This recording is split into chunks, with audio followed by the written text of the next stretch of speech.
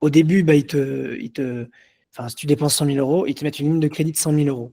Mais l'avantage, c'est que tu as 30 jours pour la payer. Donc en En fait, fait, même 60, non, vu qu'ils ouais, t'envoient voilà, la facture 30 jours et tu c'est as ça. 30 jours pour, plus tard pour payer, Ça. quoi. En fait, tu dépenses tes 100 000 euros, c'est ta ligne de crédit qui les prend, il te facture, et là, tu as 30 jours pour payer ta facture. Donc en vérité, c'est 60 jours, sauf que bah, si tu ne payes pas, la ligne de crédit, elle est pleine, du coup, tu ne peux pas redépenser dessus. Donc Hmm. si tu dépenses 100 000, il te faudrait 200 000 euros de ligne de crédit pour avoir vraiment 60 jours de Ah, paiement. d'accord, ouais, ouais, ouais. Mais dans tous les cas, C'est pas mal. Ça fait du gros fond de roulement quand même. c'est du fonds de roulement. Ça veut dire que tu peux investir le temps que tes payment processors te payent. Tu Mhm, peux, voilà, du coup, en décalant tes paiements, tu peux grossir, acheter plus de stock, mhm. faire plus de marketing, faire un événement. Enfin, il y a plein de choses que tu peux débloquer. Et plus tu payes tes factures de manière assidue, plus tu peux demander d'augmenter ta credit line. Donc, nous, avec le temps, on a pu l'augmenter à plusieurs centaines de milliers d'euros. Ce qui fait que on n'a jamais besoin de la pousser, cette credit line. Je la paye carrément au début du mois. Mais je sais que si demain, on doit faire beaucoup d'avances financières qu'on n'a pas forcément, on a une credit line qui nous soutient derrière. Et grâce à ça, j'ai pas besoin de lever de l'argent, j'ai pas besoin de faire de prêt à la banque et je peux croître de manière sereine. Et donc ça, c'est magnifique. On parle de combien? Plusieurs centaines de milliers d'euros. Super, merci beaucoup. Franchement, Hugo, et déjà, tu es hyper transparent. Je te remercie pour ça. Là, on va aller rapidement sur la fin. Je sais que je t'ai pris un peu plus de temps que prévu. Le prochain event, en fait, j'aimerais comprendre déjà, est-ce que c'est une société que tu as lancée extra, la boucle, ou c'est vraiment juste un événement qui est associé à Flydex? C'est un événement qui est associé à Flytex, mais qui est déposé. Donc ça veut dire que si un jour je dois vendre la boucle, bah je pourrais le vendre de manière séparée, tu vois. Hmm. Ok. Flytex est une entité. Mhm. J'ai ma société française qui hoste ces projets-là, mais chaque marque qui est lancée, donc Flytex et la boucle, elles sont déposées à l'INPI, même dans plusieurs pays. Mhm. Et donc, si un jour je dois vendre l'un des deux, bah, je peux le séparer, tu vois, de ça. Ok. Ah, En fait, super. en gros, la grande vision qu'il y a au-delà de Flytex, c'est de pouvoir bah, continuer de faire ça longtemps déjà, parce que Mhm. j'adore Flytex. J'espère pouvoir faire ça pendant les 20 ou 50 prochaines années. On verra. Mais pour moi, c'est la première marche en fait de cet écosystème. Flytex me permet de rencontrer, enfin de servir des gens et de créer une communauté autour de ça. La communauté, pour moi, c'est super important et c'est ce que je kiffe aussi. On va la consolider autour d'événements sportifs. On organise des run clubs, etc. Mais le festival, pour moi, ça va être ce qui va le plus servir la communauté. Si les gens aiment les produits, si les gens aiment nos événements, ben en fait, on peut vraiment créer quelque chose tous ensemble. Et demain, si les gens adorent bah, les projets, l'écosystème, ils peuvent aussi me dire, bah voilà, on veut une bière avec des électrolytes à l'intérieur sans alcool. Bah, c'est un projet sur lequel on pourrait travailler, lancer une nouvelle marque dans ce groupe-là pour servir ce même écosystème de clients qui est devenu en fait une grande famille, tu vois. Et ça, c'est Mhm. ce qui fait. Parce que ça veut dire qu'au final, quand tu as l'écosystème et la communauté, ben, tu sers les mêmes personnes, donc tu les sers mieux, tu les comprends mieux. Donc les projets que tu peux faire sont juste encore plus cool et plus rapides parce que tu pars pas de zéro. Merci. Et l'avantage voilà, de tout ça, c'est de pouvoir avoir quelque chose. Chaque élément de l'écosystème nourrit les autres éléments.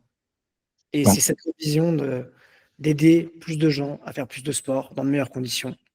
Que ce soit le festival qui est accessible aux débutants comme aux très confirmés, et à Playtex qui va aider plusieurs athlètes de différents niveaux sur les pathologies et les petits pépins qu'ils peuvent rencontrer sur le chemin.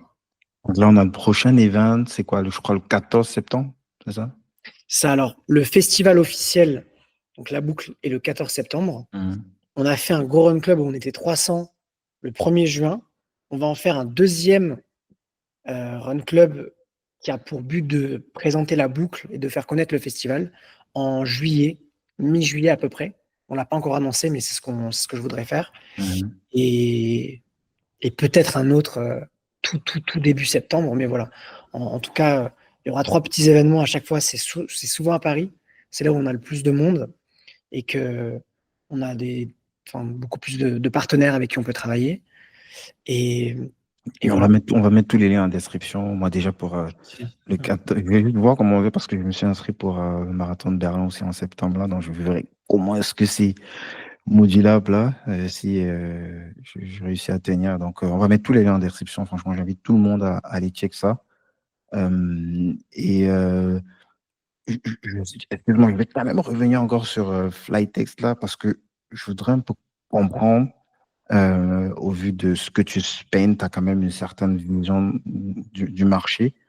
C'est- S'il faut le brosser là rapidement en quelques minutes, qu'est-ce qui va faire la différence? Comment est-ce que tu vas être en capacité de trouver ton client idéal? Est-ce que ça va être parce que tu as plusieurs thèses dans le marché, on va te dire fais le maximum de créa possible.